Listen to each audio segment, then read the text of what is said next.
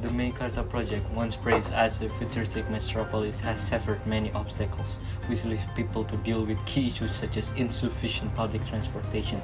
Despite that promise of seamless accessibility, residents continue to struggle to get to work and education facilities and other crucial services. In this segment, we will tackle discontinuous public transportation issues affecting Meikarta and their influence on its life of its residents.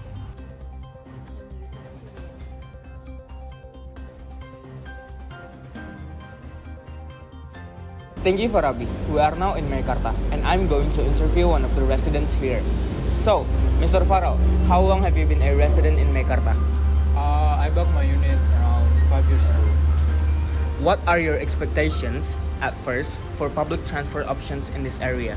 From what I see on the advertisements, I thought that all the public transport networks are gonna be all connected, especially to Jakarta because I work here. So, how has this lack of public transport impacted to your daily life? I have spent too much time on traffic jam and I have to spend way more on gas and to pay for the highways. What solutions or improvements would you like to see implemented to address the transportation issue? I really want to see the LRT and monorail system actually being built because from the advertisement it seems like it will be a solution to connect Jakarta and the surrounding areas in Meikarta. So people like me can be less dependent on cars, which is a way to save money. Yeah. Like that. Do you believe that the developer of Meikarta has fulfilled their promise regarding the transportation or public transportation? I'm not really sure about that. Since the development of the area itself, I don't even know it's continuing or not. Can you describe your daily commute to work? So I work 9 to 5 in Jakarta, so I had to wake up early and it usually takes me about 1 hour and a half to get to work and another back. How much does relying on your car as the main transport has costed you each month? Every time I go to work, I think it costs me around for gas and highways. I think it costs me around 90 to 100,000 rupiah in total for each day, every time I go to work. Ever since its first launch, Meikarta has faced numerous challenges of its construction as well as right. One of the major issues is the construction delays. Despite the initial progress, construction activities has been significantly delayed due to financial constraints and legal obstacles. This has resulted in unfinished building and unfulfilled promise to the buyers. Another key challenge preventing its development is the lack of public infrastructure in the surrounding area. We have invited an expert in transport planner who did a research in Meikarta transportation facility. Hello, good afternoon, Katryn. Thank you for reaching us. I want to ask further questions that will help to review further understand of Meikarta readiness in providing transportation facilities for their citizens. Thank you for having me. So, how does Meikarta initial planning and design consider public transportation integration? Meikarta initially planned to design and prioritize public transportation integration, meaning an affordable option to enhance the accessibility of areas. Meikarta planned to develop and strategize planning to connect with the broader regional transportation, including the LRT system and also bus networks. In terms of internally, the city is designed to be a highly walkable city with pedestrian-friendly streets. So, what is the current state of public transportation in Meikarta? Are there any ongoing bus routes or train stations? Based on what I've observed, they do provide some bus routes from the residents that lives in Meikarta, and the route leads to more than 1 or 2 stops. I noticed that the routes head towards near Meikarta, for example, Grand Outlet Karawang, BSD, Bekasi, and other regions, but they also provide bus routes that leads to Blok M in Jakarta. So, based on your experience as a transportation planner, is there any other cities out there that is facing the same issues as Meikarta? Yes, there is. I did a research in Brasilia, Brazil, which the findings are quite similar to Meikarta. What is the similarities between the urban planning of Brasilia and Meikarta?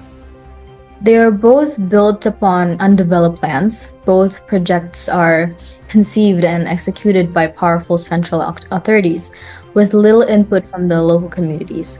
But furthermore, both cities are developed as car-centric urbanism due to its road networks, which prioritize car lanes over pedestrians and also bus stations. How does the two cities approach the balance between the functional zones such as residential, commercial, or industrial and green spaces? In terms of its zoning, I can't say for sure. They both have quite the similarities in this term because Meikarta itself is still under the process of development. But based on its master plan, Meikarta is planned to be developed into a balance between green open space and also urban landscape where the residents can live in. Similarly to this, Brasilia, which is a renowned city with green spaces that serve both as aesthetic and also function elements. What are the environmental impact of building large-scale cities in a relatively underdeveloped area? The loss of habitat and biodiversity is definitely one of the most obvious consequences. This process puts species at risk, especially those with restricted categories, and fragments natural landscapes and messes with the wildlife migration pattern.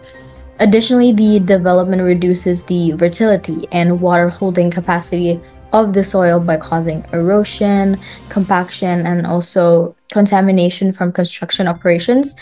In terms of Meikarta and Brasilia, both cities has urban sprawl and also car-centric infrastructure.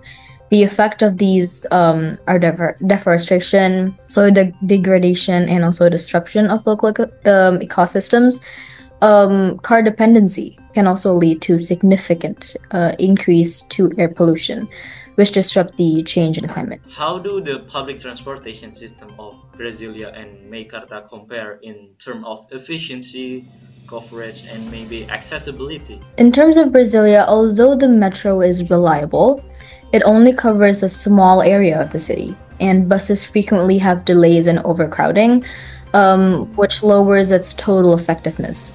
The city's divided layout, which include the only two lines of the metro, leaves many neighborhoods dependent on inconsistent bus service or private vehicles. In contrast with Meikarta, residents of Meikarta are largely dependent on private vehicles and ride sharing because the city's public transportation infrastructure is still in its infancy and lacks an operation of frameworks. Coverage is essentially non-existent due to the lack of strong network, and accessibility is extremely difficult, especially for people without cars. So what are the lessons that can be learned from the development of the city for future urban planning projects? Despite being aesthetically pleasing, Brasilia's modernist architecture underestimated the necessity of effective public transportation, which led to a restricted metro coverage and an excessive dependence on buses and private cars.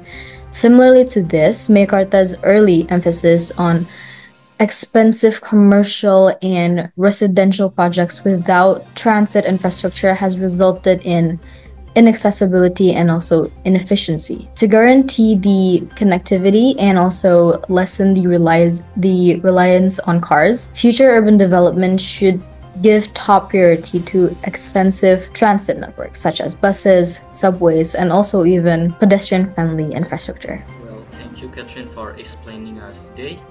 I hope you have a good time.